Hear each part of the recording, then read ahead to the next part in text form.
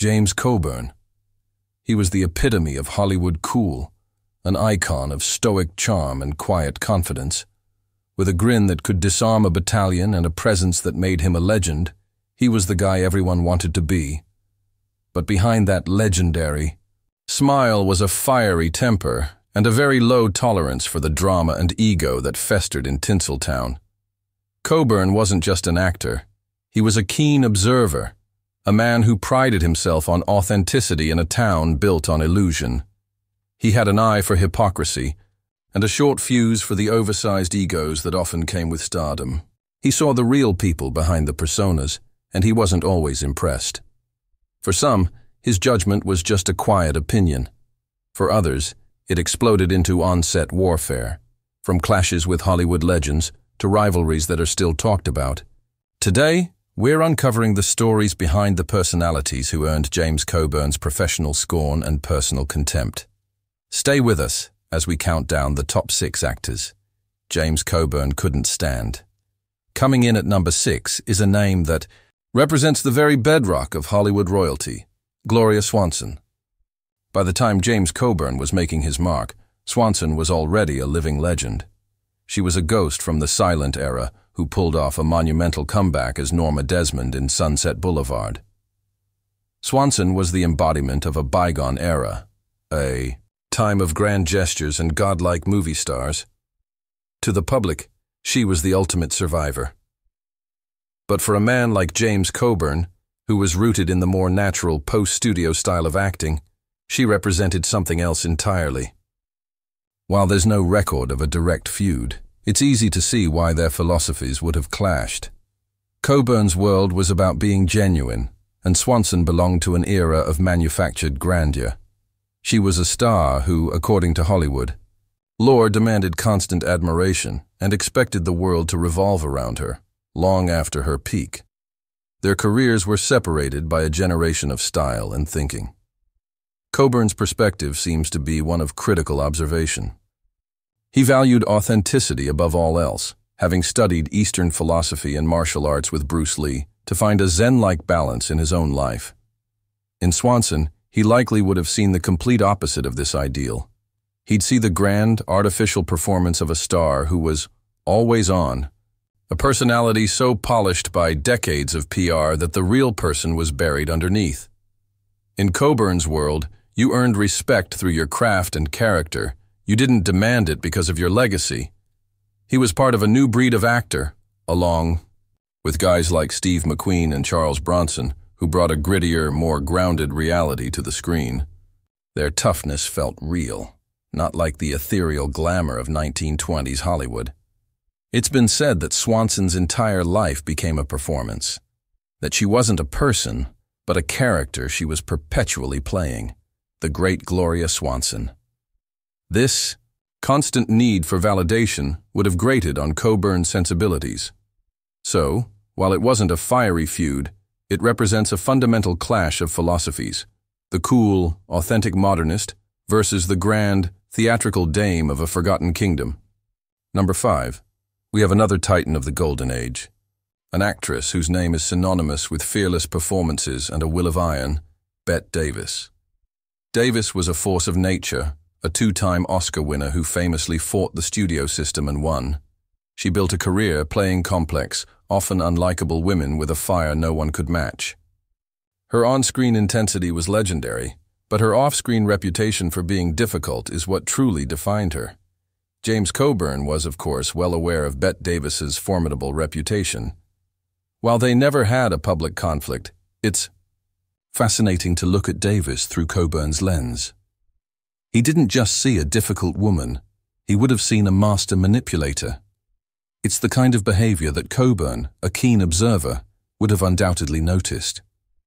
He would have respected her immense talent, that was never in question, but he likely would have also seen a darker side, a calculated cruelty she could deploy with surgical precision. There were stories of Davis psychologically tormenting co-stars. She disliked or sabotaging actresses she saw as a threat, all while maintaining a thin veneer of civility. The smile was the most terrifying part. It was a signal that the takedown wasn't a crime of passion, but a cold, deliberate act, This aligns with countless stories about Davis's on-set behavior. She was known to be incredibly demanding of everyone. If she felt a co-star wasn't delivering, she could make their life a living hell. This wasn't just gossip. It was part of her brand. Her feud with Joan Crawford on the set of Whatever Happened to Baby Jane famously involved everything from verbal sparring to alleged physical sabotage. For James Coburn, an actor who valued a relaxed professional atmosphere, this kind of behavior would have been unthinkable. He believed in jazz acting, an improvisational style where actors play off each other to find a scene's truth together. Davis's approach was more of a solo performance, where other actors were just props. So while Coburn never feuded with Davis, she represents a type he would have despised. It's a dislike born not of personal insult, but of a fundamental disagreement with her methods. He would have hated the way she treated people, the way she wielded her power, and the quiet, smiling cruelty that lurked just behind those famously intense eyes. Our number 4 spot is occupied by arguably the biggest movie star of all time, a man who wasn't just an actor, but an American symbol, John Wayne. The Duke was the embodiment of rugged, straight-talking American masculinity. His on-screen persona was that of a man of principle. Off-screen, however, he represented an attitude that James Coburn found deeply grating. Coburn's dislike for the John Wayne persona was rooted in a clash of politics and professionalism. While they never worked together, their philosophies were worlds apart. A key point of contention was Wayne's rigid political ideology. Wayne was a staunch conservative and a vocal anti-communist. Coburn, by contrast, was a more liberal, counterculture figure who palled around with guys like Bruce Lee and Bob Dylan. That ideological gap was massive. To Coburn, the problem wasn't just Wayne's opinions. It was the way he allegedly punished dissent. Stories circulated that Wayne could be a bully on set, berating crew members and dismissing actors who didn't meet his rigid standards. For a man who built a career playing the noble hero who stands up for the little guy, this kind of hypocrisy wouldn't have been lost on Coburn. The image of the hero was, in his view, just that, an image. As Hollywood moved into the 60s and 70s, a new generation of actors like Coburn, McQueen, and Dennis Hopper was rising. They were more ambiguous and cynical, reflecting a more complex America. Wayne was the last bastion of an older, simpler vision of the American hero. The tension between these two worlds was palpable. This wasn't a personal feud with shouting matches. It was a deeper, philosophical opposition. Coburn disliked what Wayne represented, the self-righteous authority figure who demanded conformity. He was rubbed the wrong way by the disconnect between the public icon and the private man. To Coburn, authenticity was everything, and he likely saw John Wayne as one of the most inauthentic figures in Hollywood. Halfway through our list, at number 3, we land on one of the most controversial figures of Hollywood's golden age, Joan Crawford. For decades, Crawford was the quintessential movie star, glamorous, ambitious, and possessing a steely determination that made her one of the most powerful women in the world. Her public image was one of immaculate perfection. But behind the glamour was a reality that many in Hollywood knew was terrifying. James Coburn's philosophy was centered on being genuine, and he would have seen Crawford as the ultimate hypocrite. Long before the tell-all book Mommy Dearest exposed shocking allegations of abuse to the world, whispers of Crawford's monstrous off-screen behavior circulated within the industry. For an insider like Coburn, this kind of duality was utterly repellent. The meticulous care she put into her public image would have seemed, in his eyes, like a grotesque mask to hide a cruel and tyrannical nature. This wasn't just about a star being a diva. Hollywood was full of them. This was something darker. Crawford's alleged obsession with cleanliness, her rigid control over her children, her sudden rages. These weren't the quirks of a demanding star, but the alleged actions of a deeply troubled and cruel individual. What makes Coburn's likely perspective so compelling is that it represents the insider's view. While there's no documented proof he spoke out, his well-known values act as a kind of contemporary confirmation from a respected peer that the Joan Crawford of Mommy Dearest was a reality many in Hollywood chose to ignore. He would have seen how she treated people she considered beneath her, the maids, the drivers, the assistants, with a dismissiveness bordering on contempt. For Coburn, that was the ultimate measure of a person's character. His own friendships spanned the industry, from superstars like Steve McQueen to stuntmen and crew members. He believed in treating everyone with respect. Crawford's alleged behavior flew in the face of everything he stood for. He would have hated the lies she was living and the damage she was allegedly inflicting on those powerless to stop her. At number 2, we have an actor who was not just a colleague of James Coburn, but a frequent co-star, and in many ways, his cinematic brother-in-arms. Charles Bronson. The two appeared together in classics like The Magnificent Seven and The Great Escape. To the public, they were part of the same tribe of cool, stoic heroes. But behind the scenes, a simmering tension created a rivalry that was as real as any on-screen gunfight. The animosity was reportedly mutual, rooted in their profoundly different approaches to life and acting. Charles Bronson had a notoriously difficult upbringing in a Pennsylvania coal mining town. He lived in extreme poverty and worked in the mines from a young age. This forged a man who was famously reserved, suspicious, and introverted. He despised interviews and viewed acting not as an art, but as a job. James Coburn, on the other hand, was the charismatic, laughing philosopher king of cool. He was opinionated and approached acting like jazz, a fluid, improvisational art form.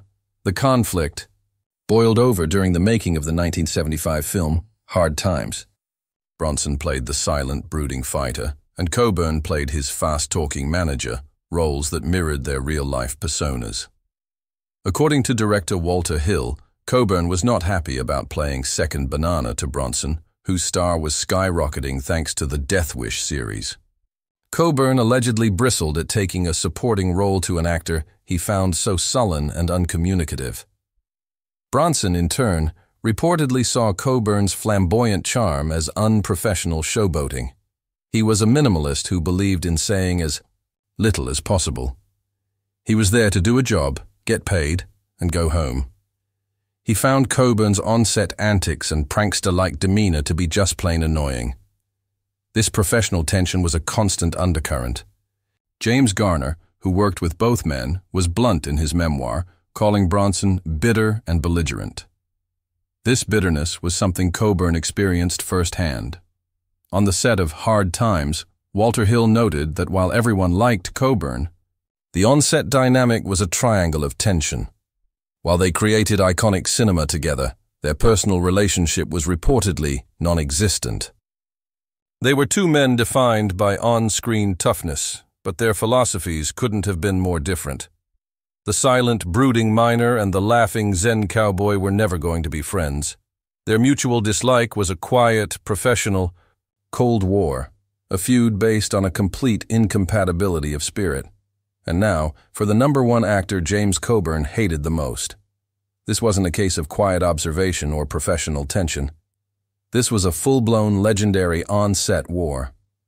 The man who earned Coburn's ultimate and most unapologetic hatred was the star of The Magnificent Seven himself, Yul Brynner.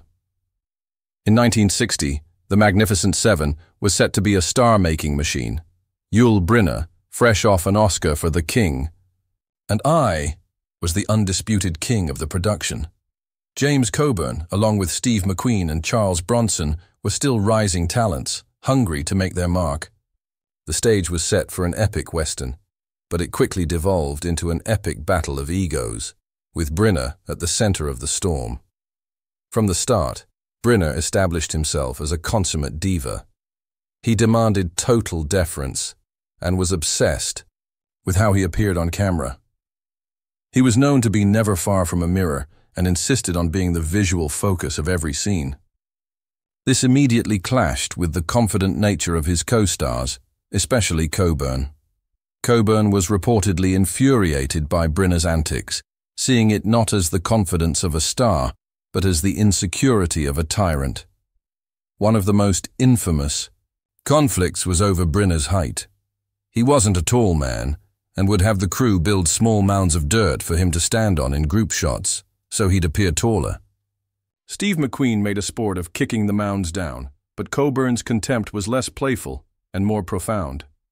The tension boiled over when Brynner became enraged that McQueen was subtly drawing attention to himself by fiddling with his hat and shotgun shells.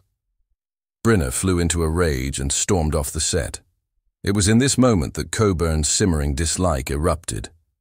As Brynner threw his tantrum, Coburn reportedly rolled his eyes and muttered the now legendary line that perfectly summarized his feelings, calling Yul Brynner the biggest damn baby in the West.